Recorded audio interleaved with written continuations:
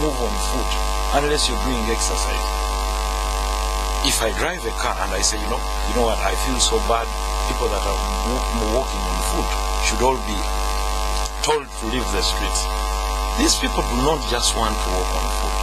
They cannot afford a car, and neither can they even afford fuel. So what can we do in this case? Therefore, in this crisis, let's go back to the root cause. I was hearing someone talking about the building plans and this. What can a poor man build? Temporary structure. The poor people in our villages, we are building mass-thatched houses. Let's look at this particular scenario. And the place looks... Just a second. Mass-thatched houses are quite inflammable. But what do you tell a poor man? What should be done? Some people will say, in this case, after government having seen that 1 year and another year, in a space of about 1.5 years, people have lost property and gone back to zero. Instead of saying we are bringing you 1 billion to borrow and it doesn't even appear, what do? You say, okay, 1, we are granting you title to that property.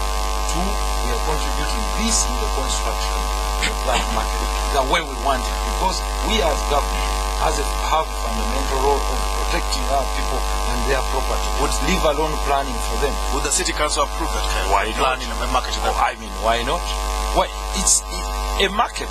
Let me tell you, the perspective of our people thinking about a market doesn't mean something that is ramshackle. Well, when you go to the farmers market in Los Angeles, do you think it's ramshackle? No, it depends on what you build it with. Therefore, let me tell you, if the government is committed to this is the simple advice I'm giving them. These are your low-income earners. These are people that have been paying tax. These are people that have tried to lift themselves back after the other inferno, regardless of what has been happening. Nachivo Stadium is a property of government. This land is also property of government. Who holds this title in trust? It's the Uganda Land Commission. These are people that you can say we register and we grant you title under condominium ownership of property and title, and this can become their collateral. So they can and from this, you can even give multi-story. Let's say that land cannot hold about 4 stories, but they can build about 3 stories. Then they can have parking, then all of them can be accommodated there. So that in any case, I'm not saying that fire will never come back, but the risk of the inflammation of the inferno that we've witnessed shall be addressed or shall be contained in the near future, because these people have been helped. But this issue of government investigating and coming without reports is just cosmetic. I mean, even if someone is murdered, the basic principle that police come up with is we must investigate, and that's the role of police. But if I ask you a question, there is a police post nearby, why didn't they detect the fire that earlier on? Of course, there are some systemic breakdowns also in our department, and we are not saying that police did not perform its duty.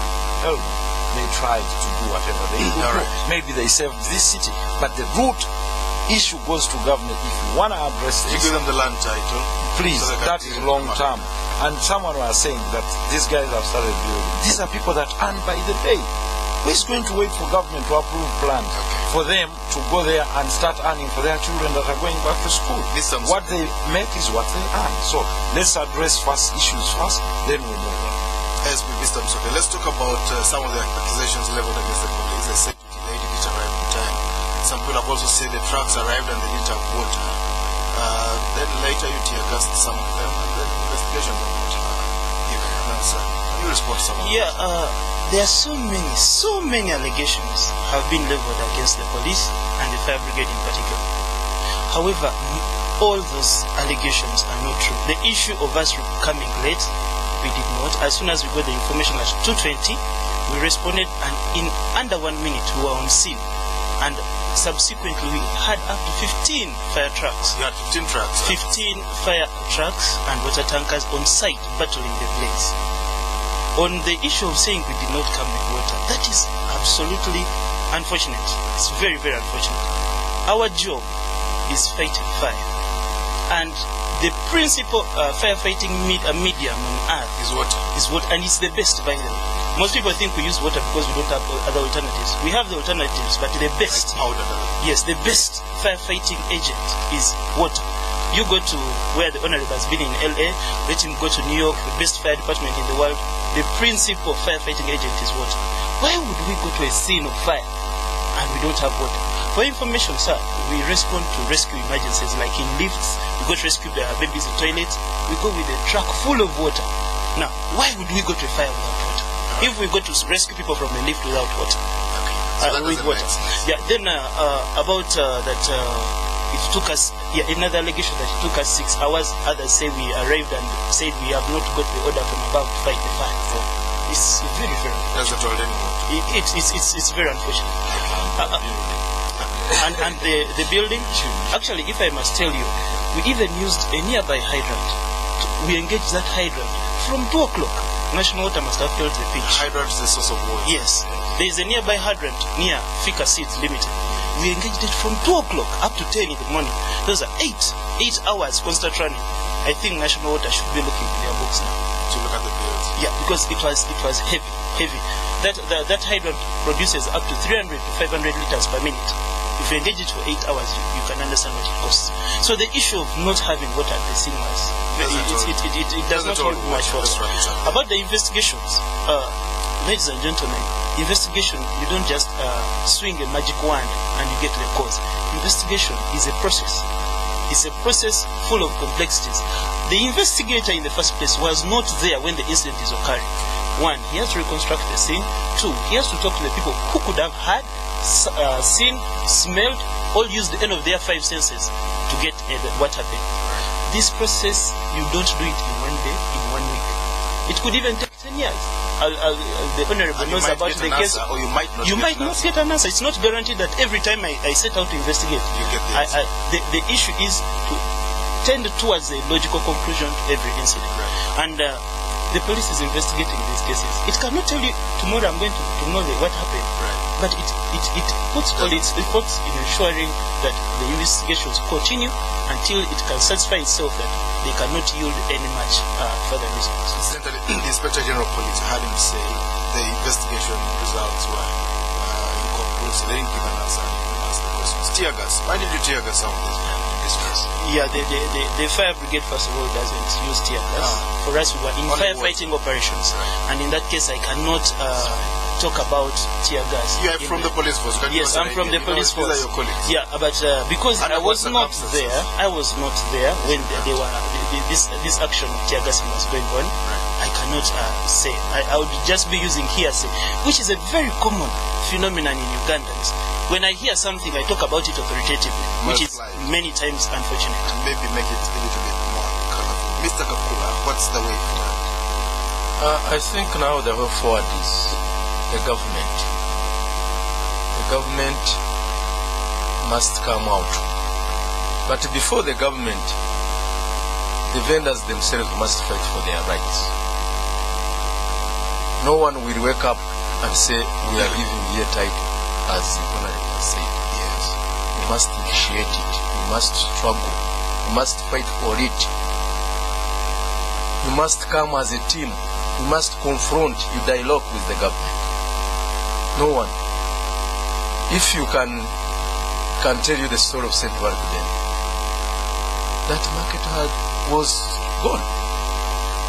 The tycoon had taken it. Yes. And the primary purpose of being there was not collecting money. It was to buy the land. Yes. Collecting money came as a secondary, as a disguise that in the future. But when the vendors came out and they face it and they acknowledge that really we are gone, because some of the plots were already divided or shared with other tycoons. So it is the vendors to fight for themselves. Let be, first and foremost, is to have one common stand. There is some divisions in leadership. I want to tell you, the chairman of the previous GAT, Busulu, today was carried as a hero. Yes. He's now back. Then there was other leadership. So those conflicts cannot really streamline. The only thing is that they have led to the fire. Yes, have a harmonized leadership. Those problems have led to the fire. No, I don't want to be caught in such allegation.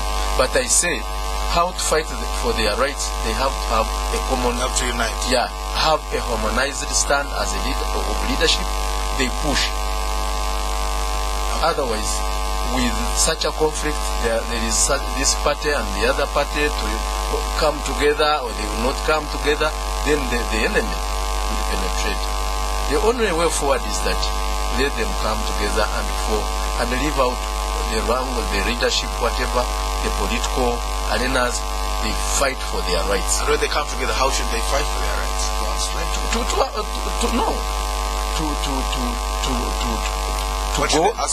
To go to the government and ask for what? And ask for the land title. The land title, please. Okay. This is Spectrum already. Then they come out with the proper. And they can plan. build a nice thing. Yes. Okay.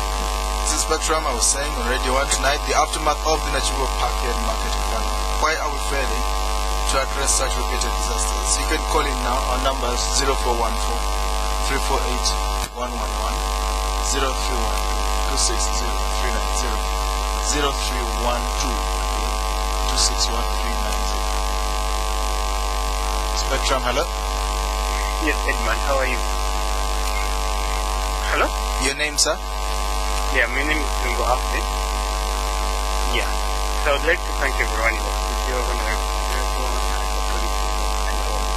from the marketing side. So for me, I think whereas we have long-term solutions to the problem, the immediate short-term solution, which I think the MP can use his clout to follow on, is to like find out how many people are on loan and try and ask the government to liaise with these people who are giving the loan, to give like a 6-month moratorium where the loans cannot appreciate, and make sure that people can have the loan but not really appreciating in terms of the credit, such that some people can get to their feet and be able to pay for the to pay for the loan without them appreciating and then not really. Spectrum, hello? Hello? Yes, your name, sir? Wire Stephen from Kazo. My contribution is the reconstruction of that backyard market. We, in a few years, I think last year or the other year, we again had the same problem. That market got burnt. And the vendors, I mean, those who work there, they again constructed. And then the same thing is happening. I think the government, this is the time, they should look at that issue critically and construct a better looking market. Just that those people at this time, they can be located somewhere else. Then when the market is constructed well, they can come back. Okay. Spectrum, hello? Yeah. Hello. Spectrum. Sir, you live on air, your name? Yes, please. This is Sheshem Kenya Soka Ibrahim Jao. I thank the members in the house tonight, but most especially I have to thank Honorable Member of Parliament, the area MP, none other than Muhammad Islam, because I have heard that you have been in Germany and at least you lost you. You seem to have lost. You can still call back in. Spectrum, hello? Hello? Hello? Hello? Your name? We lost you again. Spectrum, hello? Hello? Name, sir? Hello? Hello? Hello? Oh, yes. Just my quick question is, I thank the fire brigade officer for coming in. I would want him to tell us which are the other hazards waiting to happen, or the other catastrophes waiting to happen. We all know that Bali Kudembe, at any time it will happen again. Also about the inquiries that take place. At least an inquiry might be a big report, but at least let recommendations come.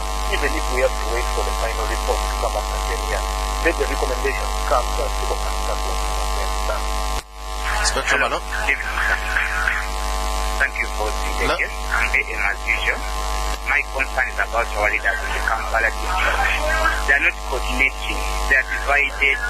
When issue comes, they just say we are working for the people. Actually, Honorable Muhammad and Honorable Mayor, the mayors, when the issue has your issues, they say that we are our people. I think they should, the high time they file up. Thank you. Spectrum, hello? Hello? Name? For me, what I see as much as being constructed, that market is being constructed to get funds again. The politicians actually have, they want votes. They have become slaves of the people they're supposed to serve. What we need, I think to me, that market is overloaded. That place is a parking lot. That was the plan. It needs to be partially rebuilt, and the other group of people repatriated to other areas so they decentralize that market, and we will not have fires again. But as I assure you, as long as the people are offering firewood for building material, that market will be running again. Thank you. Let's get back to the studio. Hello? That's an interesting statement. Will that, yes, 100%. This is a park here. It's a public parking here. Should we split it? We ought to also come back to the good of this thing. I mean, yeah, I'm always realistic. All those that have called me, I have no problem with you. I always go to the real issues. I'm a lawyer. Go to the real issues, sir. I find my client. Lawyer and politician. Go. Absolutely, just a second. And these are practical situations. Those are people, some people are just talking out of what I don't know. And we need to teach them. These are people that earn by the day. And you're saying you're going to take them somewhere. If you know how government operates, you just put yourselves in the shoes of those people. Be empathetic. Maybe you can leave them working. You build a market some other place. As they work. I mean, there is no problem with that. But where is that goodwill of government? I mean, that's why I said no one wants to work in poor conditions. Your party is in power. You should tell them. Therefore, what Your I party was is in saying, power. You can tell them to do that. what I was saying, one, and something I want to tell our listener, please, let's understand the bottom fact of this. These are people who have lost all their capital. And they are in a place with no security of tenure. They are in a place where they can only raise like 200,000 to put up a store. We've understood all that, but let's look Now, at the future. In future, this is what I'm clearly saying. One, government can issue title at any one time, even tomorrow. Government can say we've allocated that land has been surveyed just says and we've it's a parking allocated it. place. Use part of No, it. I mean Move some we other- always You don't agree with we that? always change user. That is not an issue. We always change user, and it has been done not only here but also in other areas. Now, when we change user, as a lawyer, when you get incarcerated, what do you expect from me? To first file a suit? What is the immediate remedy you expect from me? You're behind bars. To get that man out of jail. That is like this firefighter. You don't come and say you're gonna do this. He must have water just here to try and stop and try to cordon the fire in one area so that it doesn't So this spread. man should get the title, men and women. First of all, the first thing is that their livelihood. These are people that survive by the day. 30,000 people that sell something for And they have 20,000, families. and with families of 8, 10 people, with surging prices of sugar being rationed like you're hearing, fuel and everything, and someone is saying wait for 3 months until something is constructed. Do not blame poor people for not having anything. We should be blaming our own government for not providing. And some people come saying that it's politics and politics and this is a reality. What we are talking about is a reality. If government had the will or has the will, let the Minister of Disaster Preparedness come with iron bars.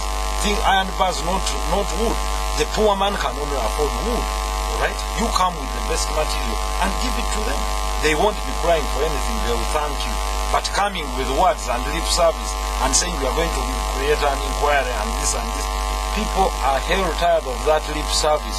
What we should come up with is okay. Yes, you the people can only afford inflammable materials like that firewood someone has been talking about. I think This is what we as government can give you, and no one will reject it. But these are people that have been indebted. You made it After very being indebted, they have been got by fire, and you talk about them not putting up their livelihood when they survive by a death. Mr. Msuke, at least you can give us the recommendation. Then we don't know who to Yeah, do it, but yeah, what would you recommend? My recommendations are one, if they are to reconstruct that market, the best should be done to ensure that they consider fire safety. However, as Honorable said, the reconstruction absolutely the reconstruction has already But you started. can't build permanent things on the plot that you don't. Yeah. Now, if you are not to do that, normally it's very, very good if you know the risk you have. If you drive on the road and you don't know that accidents occur, you will tend to speed to 180 in a place which is supposed to be 50. Therefore, if the traders must rebuild in the way they have been rebuilding before, they must now appreciate that fire is a serious threat to them. And therefore, they have to take steps like, one, they have to separate the kind of businesses they do. If the people who are cooking stay together, the people who are selling clothes stay together, the people who are laundromats, they stay together, it would help They also use in the only same event. building materials. Yeah, but in the event that an incident occurred, it would not damage all people in such a manner that even those who are less concerned. Secondly, But laundromats also use fire. they use iron. That's what I'm saying. That if we are not Those sure use what caused the fire, we are not sure what caused the fire. But in the event that it was an accidental incident, it can help when you organize businesses in such a manner that certain businesses are in one place. It helps prevent fire from spreading. Then secondly, they must put fire breaks, all access routes.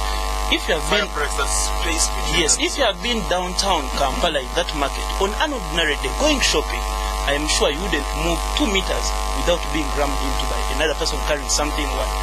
We need, as a serious case, to be conscious of the requirement for fire safety.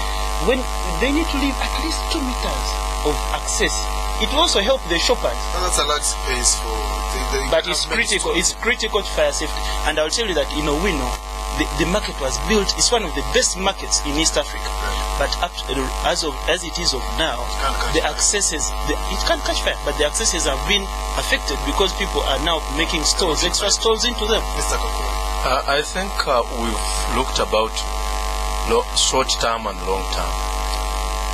The solution for short term is that government and Kampala Capital City Authority should come out really for the rescue of the vendors. They're giving them a land title. But by planning now, coming in as a disaster preparedness ministry should come. This is a disaster. Should come in as a short-term measure. With a long-term measure, let the government be sincere. If that place is for vendors, let them be leased, let them be planned to put up permanent structures. First and foremost, St. Barclay Market, we are in the first steps of stages of reconstructing that market, very modern market. The neighborhood still with mats and foreign bags and papers and whatever. That neighborhood will also continue to affect our development. So it must be clear that government, there is no way the population growth is high, yes, unemployment is growing. So how will they really contain the population?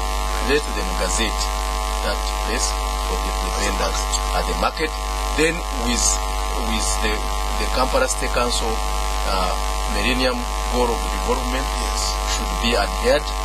They plan for those vendors. If they cannot manage, because they may be low-income earners, government comes in and not change the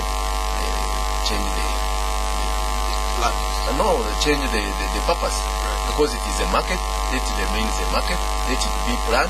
You've driven away Entebbe Road, you've seen how those small markets have been. Let the government come in and help them if it is interesting. And also, I urge the vendors themselves, let them come out. Just forget their wrangles of leadership, their affiliation, partism and whatever. Politics and so on. And so Let them come together. Chase the wolf. Chase the wolf and fight for their cause. All right, we have to end here. Thank you very much. Our guest, Honorable Mohamed Sereko, Kampala Central Member of Parliament. Thank you for coming on the spectrum. Like you said to us, you came back all the way from Germany to attend to your constituents. Assistant Superintendent of Police Simon Peter Musoki, Chief Fire Officer at the Police Fire Brigade. Thank you for coming tonight, sir. Thanks. Mr. Adams Kakula, Secretary General of St. Barclay Market Vendors Association. Thank you for coming. It's a pleasure. Thank you for tuning in. Of course, there are questions that we could not answer. Alfred Ahmed Dumba asked about the moratoriums. Should government come in? So, some of these people are given a moratorium on their debts. And that's a question we might not be able to answer. And other questions, should the market be relocated? We tried to touch some of them, but we couldn't really get to the depth of them. Thank you for tuning in. I've been your host, Edmond Chizito. Spectrum will be back tomorrow. Up next, there is a news in English. Let's talk about the home of your dreams.